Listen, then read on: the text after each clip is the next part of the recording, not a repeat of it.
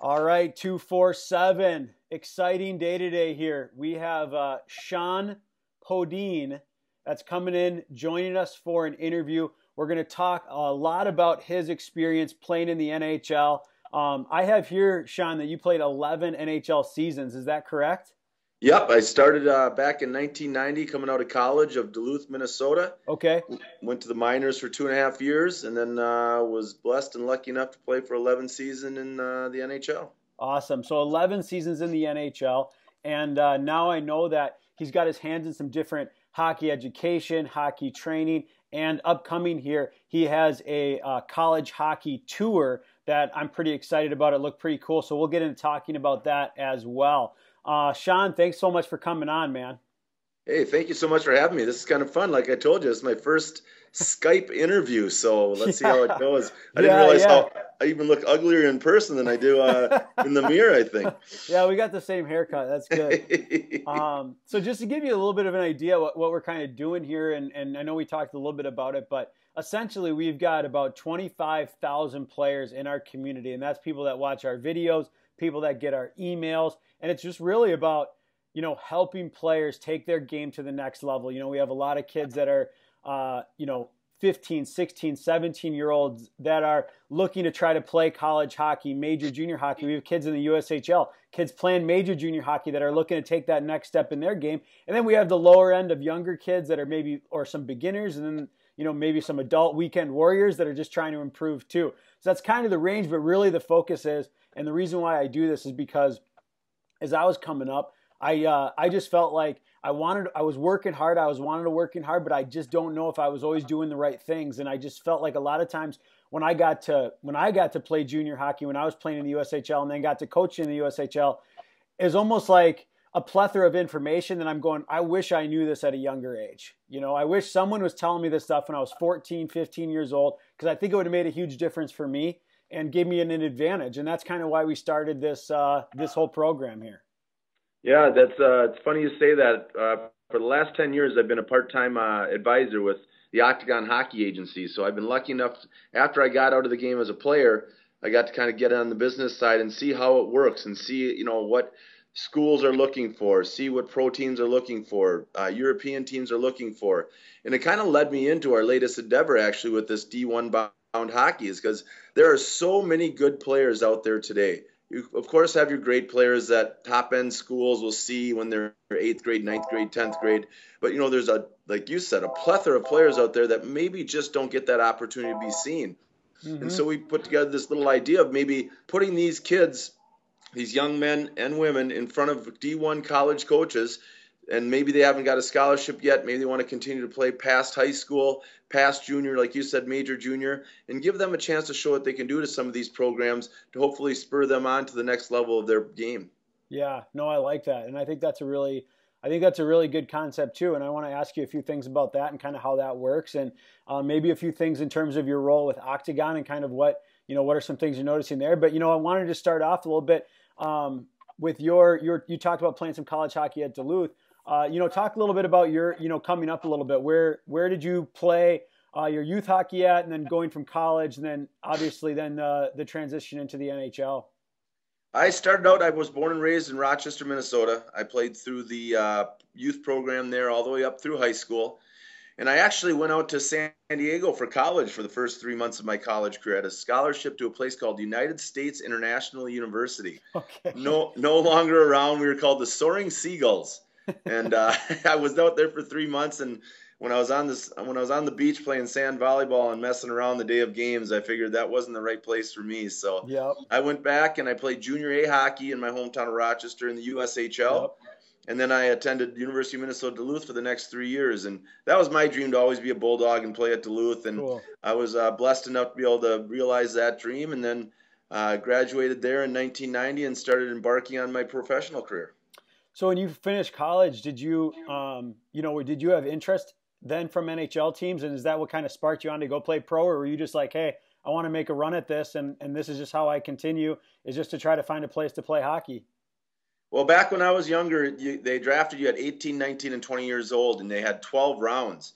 So when I was 20 years old, I got drafted by the Edmonton Oilers, and Okay. it wasn't like today where you go up on stage, you get a hat and jersey.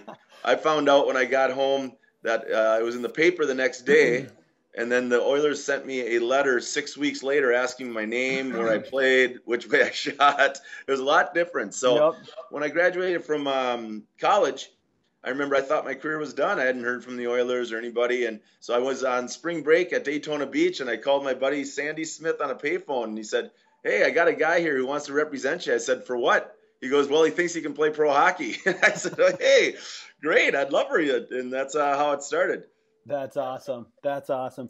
I like that. I like it a lot. So talking a little bit about your pro career here, when you first got into the NHL and got to that level, was there anything that kind of just surprised you and kind of, was like eye-opening in terms of, I mean, obviously playing college at UMD is a really high level of hockey as well, and making that transition then up into pro hockey. What kind of stood out to you?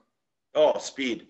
Right away, it was the speed. I was going to go in there and be this big, tough winger. I thought I was 222 pounds. I was going to be a bit of a fighter, muck it up in the boards. Could not even keep up with the pace of play at all. Even at the minor leagues, I was not even fast enough. So it took a kind of redirection, a refocus on what it was going to take to play at that level. And when you're out there on the ice for the first time with a Mark Messier or a Glenn Anderson, and you're 20 feet behind him in a 30-yard race, it's a little bit eye-opening. You realize what you got to work on if you want to someday be at that level. Yep. So what kind of helped? I mean, that seems like something. Obviously, you can always improve your skating, but it seems like something that's tough to do in a short amount of time. What did you start focusing on to actually, get that gap closer and be able to get your skating and your speed to play at that level? Well, in college, we really focused. Back in the late 80s, the big thing was Nebraska football, bigger, faster, stronger. That's how everybody lifted weights and got bigger. So I dropped 25 pounds, really got lean, really worked on some more quick twitch fiber, sprints, bike, and really focused on my skating stride, which was very poor to actually be honest. And all those things with Stephanie Hanlon was our skating coach up in Edmonton. She spent hours and hours with me. Lauren Grasso back in Rochester. These people gave up, hundreds of hours to help me get a little bit better so I could perform at a higher level. Yeah, that's awesome.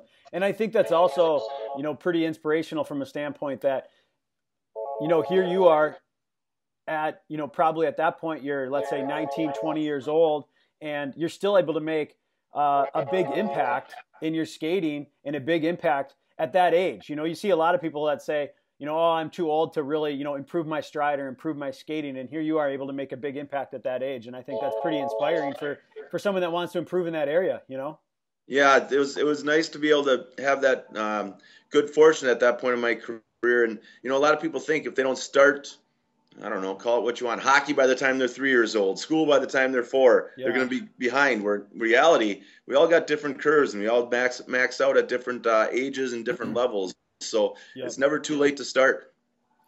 Yeah, and that's also what you say, like the bigger, faster, stronger. And I think, what you see now with hockey players and kind of obviously what you're explaining too is just the amount of focus you have to have on, strength is a key, but everything's got to be hockey specific. Oh, very much so. I describe with kids I work with now from ages, 4 to, adulthood. You never see people walking down the street doing hockey strides. It's an unnatural movement. Yep. So it's definitely something you have to work on, hockey specific, along with a ton of other sports. Yep. So when it came to, your time in the NHL, was there similarities that you noticed with whether it be yourself, other players that were playing at elite level, maybe guys that you even looked up to when you were a little bit younger, that maybe you were able to learn from in terms of their habits and practice and training and things like that you picked up on, that you were able to implement into your game that kind of helped you? Obviously 11 years is a long time to play in the NHL. You were doing a good job when you were younger, learning from some guys obviously and taking on some of their habits too. Well, I learned from a young age, and I was very blessed to have some great role models that really hit home to me that the harder you work, the luckier you get. Mm-hmm. And then if you work harder than everyone else every day, all those days are going to add up into a year, 2 years, 3 years. And when you get to the highest levels, when it becomes really hard work for those who haven't worked hard, for you it becomes a normal day. Yeah. And I think that really helped me out in my career in the long run. Yeah. And is there any examples of that of in your time in the NHL of players or even yourself have really embodied kind of that mentality? Like, how does that manifest itself on a day-to-day basis? Is it, staying after practice? Is there observations that you made of other players doing that? Because I think that I kind of have that same message at 24/7 Hockey in terms of, you just have to be the hardest worker in the room. And when everyone else leaves, you have to stay. And if you do that every single day, that's going to have a compound effect. But, I think for you, like, how does that mentality manifest itself? Well, I remember when I first got into the league, and a couple guys would be talking about, I got up at 7 this morning. I worked out from 8 to 10. I was on the golf course by 11. What a great day. And I'd be thinking, that is a great day, but you know what? I'm going to sleep in till 10, eat some French toast, go to the gym at 12, and get done at 6. Yep. Which one of us got better for hockey, Yeah. And I was just a big believer that those 6 hours compared to 2, day after day after day after day after year, they add up and they make a difference. Yeah, I like that. Because I don't think many players right now can even wrap their head around training for 6 hours in a day, like they just can't. And it doesn't have to be, squatting for 6 hours a day, but it's all those little things, you're working on your balance, you're working on your, it's a 30 to 45 minute foam rolling session after you're done, and all those things kind of add up, Yep, you're exactly right. So preparing for games, how did you prepare for games, let's say in college hockey? Did that evolve at all as you were in the NHL, and then even more and more in the NHL? Yeah, it was very similar. For me, I was the kind of guy who needed to get there early, get focused, listen to my own music, tape up a couple sticks, do my stretching routine, get some time by myself, just visualize what I wanted to get accomplished in the game. And then by the time it was time to get the gear on, you're focused, you're into it, and then you start peaking, and hopefully, if it's a 7 o'clock game, you don't peak until 7:01, Yep. You're ready to go, not too early, not too late. Yep. And did you, when it came to your hockey preparation, your game preparation, as you kind of got further and further along in the NHL in your career, did that change at all for you? Did you pick anything up kind of as you went along, or is it kind of always pretty consistent? Yeah, it's funny you asked that. I did the same routine for probably 20 years without changing one single thing, just because it felt good, and I just felt it was the right way for me to get myself ready. Yeah, and I mean, if it's working, and if you obviously were preparing, well, obviously at a younger age too, then, because what I see and I notice a lot of times is as players move up, and the pace gets better and the games get more intense, and there's more on the line every single night, they have to change their preparation habits a little bit. So for you, it seems like you just kind of always had that mentality then. Well, it just cracked me up because during my career, things changed a lot. And all of a sudden it was 1997. These guys would be riding the bike before a game and doing these dynamic warm-ups where you're jumping around. I was like, what is wrong with you guys? And it kind of went from stretching is good to never stretch a cold muscle. But I got kind of caught in there stretching cold muscles my entire career. And, yep. I never pulled a muscle. So, knock on wood. Yeah. I was kind of the same way too, though, to be honest with you. Like when I was playing, I always really felt better if I stretched, yep. and I know and that's kind of what you're saying too. You got to do what's going to work for you. And if you're going out there and you're feeling good, well, keep doing it. Maybe try some new things here and there, but keep doing what's working. Yeah, I couldn't agree more. And the guy used to make fun of me because I spend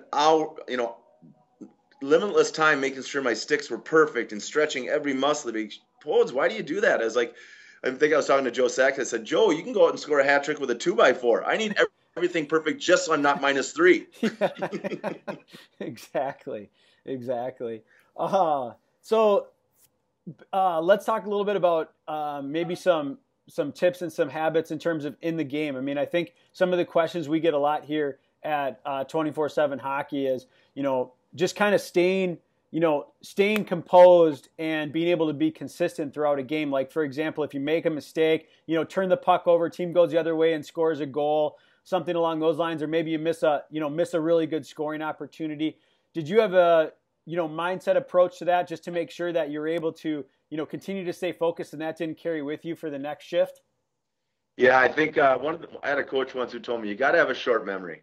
Mm-hmm. I mean, whether you make a huge mistake or you score a huge goal, it's done. Yep. You got to move on, and you got a next shift coming up, and you're only as good as your last shift. So every shift you got to prepare for. It's the one that's on your mind, the one you've been training for, the one that you're ready for. So whether you did something unbelievably awesome or you just kind of, made the mistake that cost your team, it doesn't matter. It's done, and you got to move on to the next thing. Yeah. Is there anything that you, like, in terms of preparing for the next shift, is there anything that you can recall it and, being on the bench or things like that, and your mindset, what you're thinking about to kind of get ready for the next shift? Like when you're actually sitting on the bench waiting for your next shift, what's going through your head?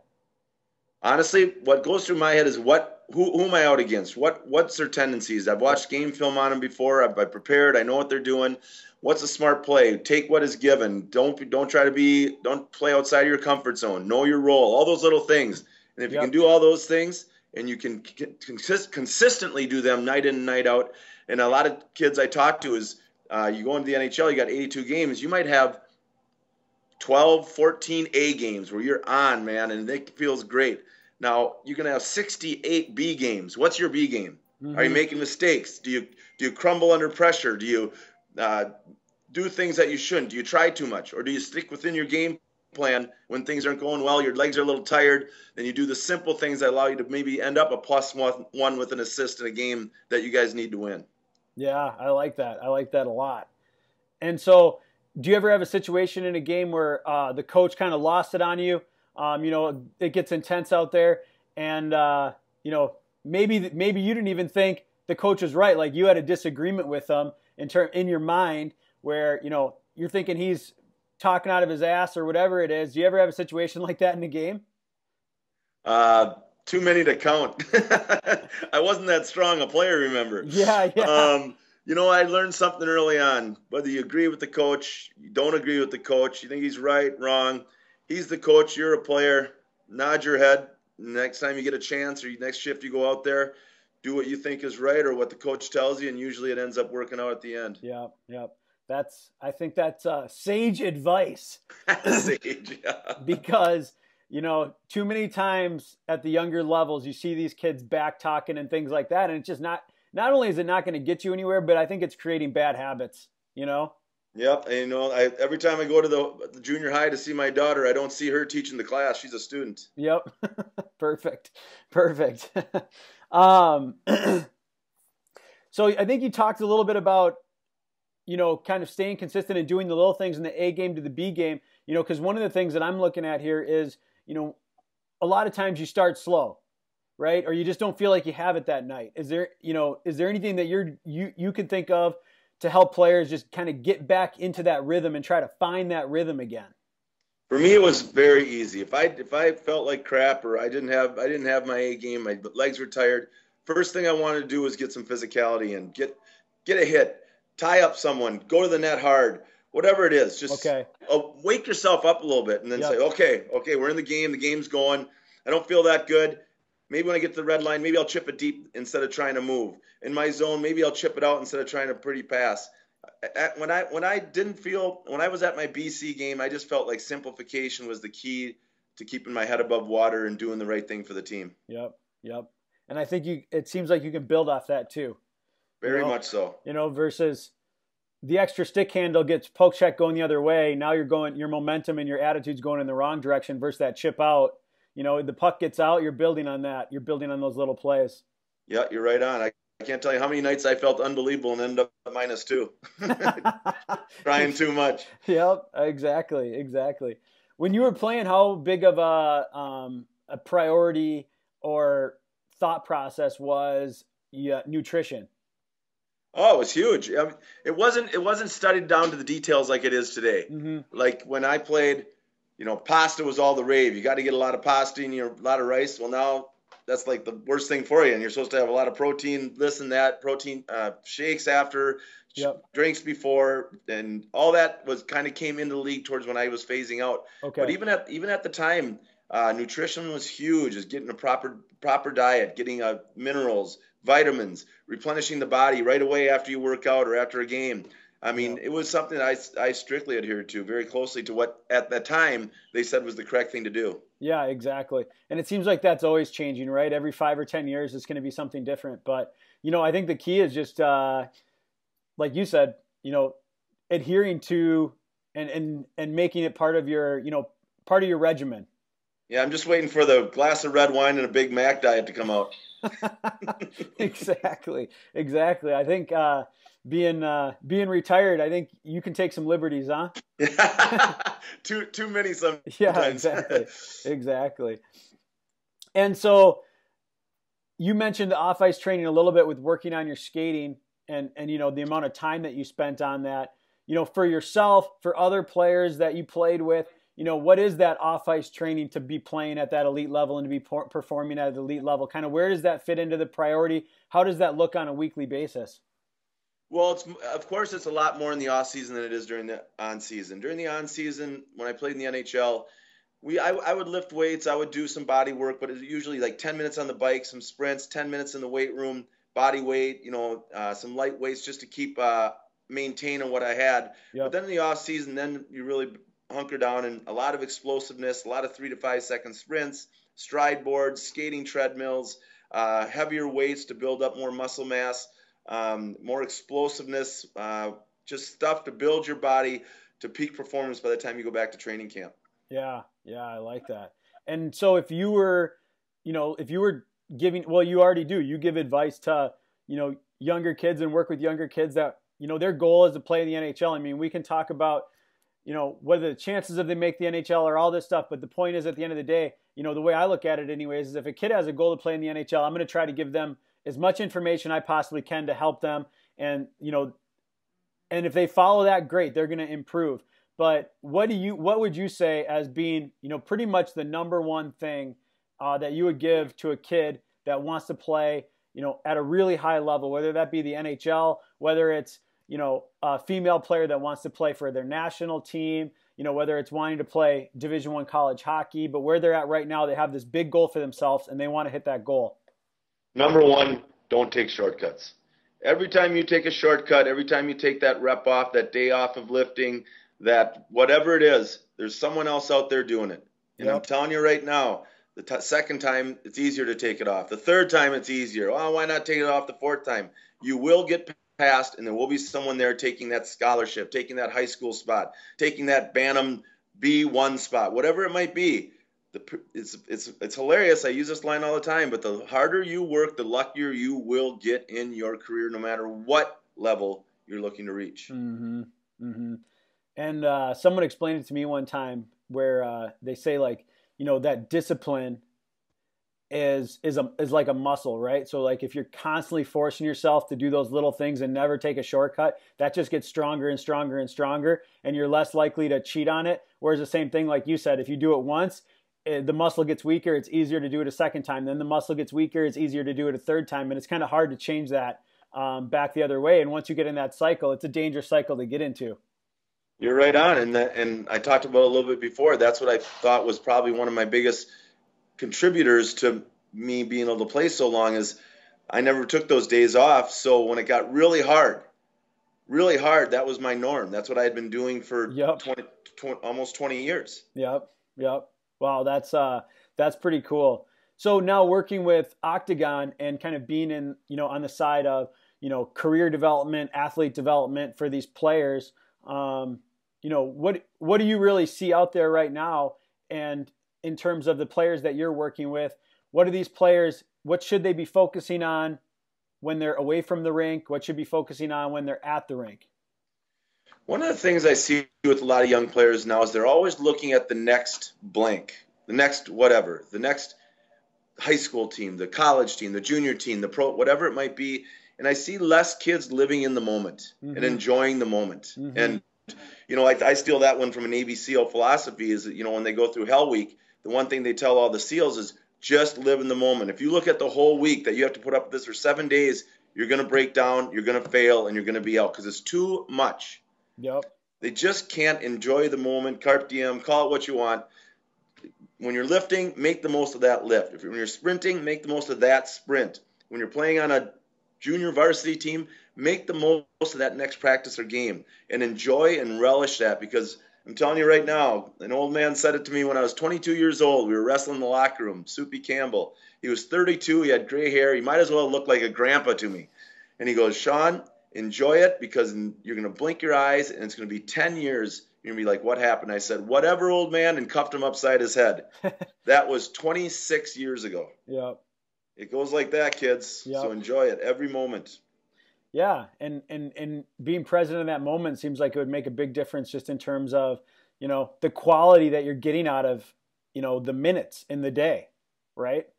Yeah. What's that great Abe Lincoln line? It's not the years in the life, but the life in the years. Yep. So with your knowledge and expertise and the amount of things that you're doing in the game right now, is there any areas that you feel like, hey, these are some of my observations, or, this is some tips that I have for players that maybe you feel you're repeating a lot of the same things to the players over and over and over again. Anything like that? I would say more than anything is, evaluate your games, be a very good self-assessor, know what your weaknesses are, know what your strengths are. You want to be a jack of all trades, but you also want to be a master of your strengths and continue to improve on all of them. If you have a strong slap shot and you're a weak skater, don't just work on the skating. Make sure you work on the whole game so you can be because you never know where you might play. You might be a center now, you might be a right wing later, you might be a defenseman who ends up playing forward. So improve your game on all facets and be a well-rounded player. Yep. Wow. That's really cool because, and I struggle with this too, telling players how to balance out working on their weaknesses and then also making your strength stronger and how important that is. What would you say to that? Like you gave that example of let's say a player has a great shot, right? But as we know, if he wants to move up higher and higher levels, a great shot at one level is going to be maybe just an average shot at the next level. So he's got to continue to work on that. But his skating is one of his weaker areas. How do you structure something for that player to be able to improve their skating and get their skating up, but at the same time, focus on that being well-rounded and focus on making their strength stronger too?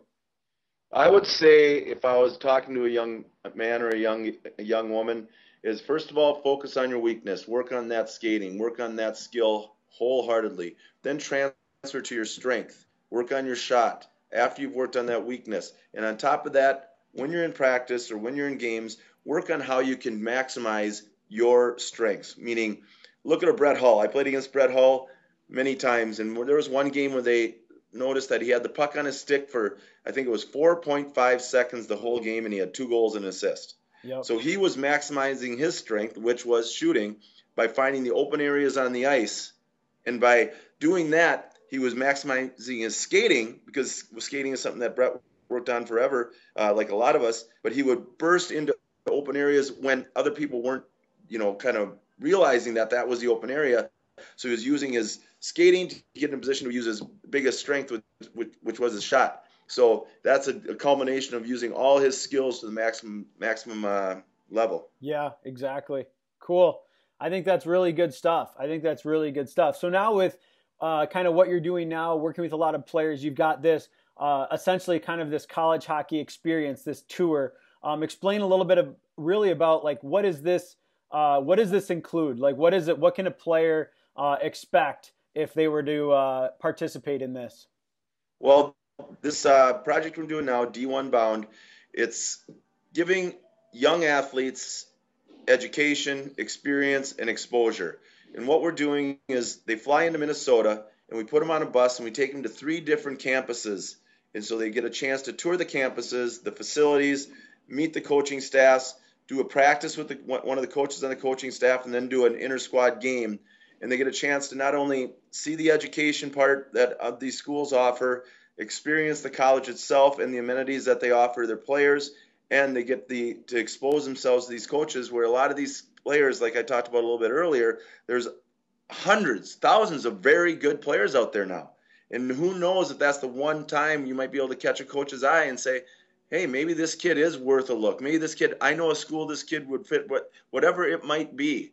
It's just another chance for these kids to show that they deserve, or they get a chance to show why they feel they should be at that next level. Yeah, cool. So I didn't know that they actually had an opportunity to play in front of the coaches. Yep, they get an opportunity to practice and play, and it's all run by the coaching staff of these different colleges. So I think it's a pretty exciting thing. This was never around when I was a kid. I would have liked it because there Yeah. weren't too many colleges banging down my door in Rochester, Minnesota, to be Yeah. honest. Yeah. So, so the coaching staff that's running it, will they be out there on the ice with the players? Yeah, for sure. One coach will be out there on the ice with the players during the practice, and then I would guess more than anything, we want the coaches to evaluate the players Yeah. during the practice on the ice and then off the ice during the game, so they can get a good face-to-face read on these kids where they're at and get some good input back to these kids on what not only they do well, but as important, what they need to work on and what they could really use to advance their game.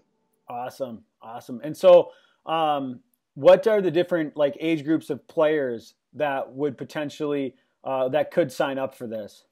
Well, this is pretty much open to high school and junior players that Okay. are still looking for that scholarship, looking for that chance to play at the Division I level. And this gives them a chance to get in front of some of these schools and say, hey, I feel like I got a chance to be here. I want you to see what I bring to the table and get some honest feedback on where they're at and what they need to work on and what they do very well. All right. All right. I like it. I like it. So if a player wants more information on this, wants to learn more about it, where do they go? We have the website up, d1boundminnesota.com. Check it out. Go there. We'd love to see you. And all the information that is pertinent to all the families and the young athletes should be sitting right there for them to take a look at. Okay. And then I'll also include that link because I've got it pulled up here on my computer right now. So I'll also include that link below the video in the description too. If, awesome. If players just want to directly just click right on that link, I'll include that link below too. And then for you personally, are you involved in any other projects or anything like that right now? I always call myself the busiest guy without a job. So between my children's foundation, between my kids, between coaching my kids, between this D1 project, between Octagon Sports, we help manage a training facility called First Athlete here in Minnesota. I help out with a private hockey rink here. There's always something else that's got me doing something, but for the next week I'll be on spring break, so I'm looking forward to that more than anything. Good, good. Is the First Athlete, is that the one that's up in Blaine? This is the one that's in Edina, Minnesota, right next to Minnesota-made ice rink. Okay. All yeah, right. It's a 18,000 square foot hockey training facility, athletic training facility that we really enjoy. Cool. Awesome. Well, that's exciting, Shjon, and I really appreciate your time. I think, some of your insight today was extremely valuable. And, for all the players out there that, got a lot out of this, that's good. And for the players that got a lot out of it, that are looking to play Division I hockey and don't have that scholarship yet, let's check out D1 Bound, and you can check out the link below this video, and we'll get you over there. You can learn a little bit more about it. Shjon, thanks so much for coming on 24/7 Hockey today.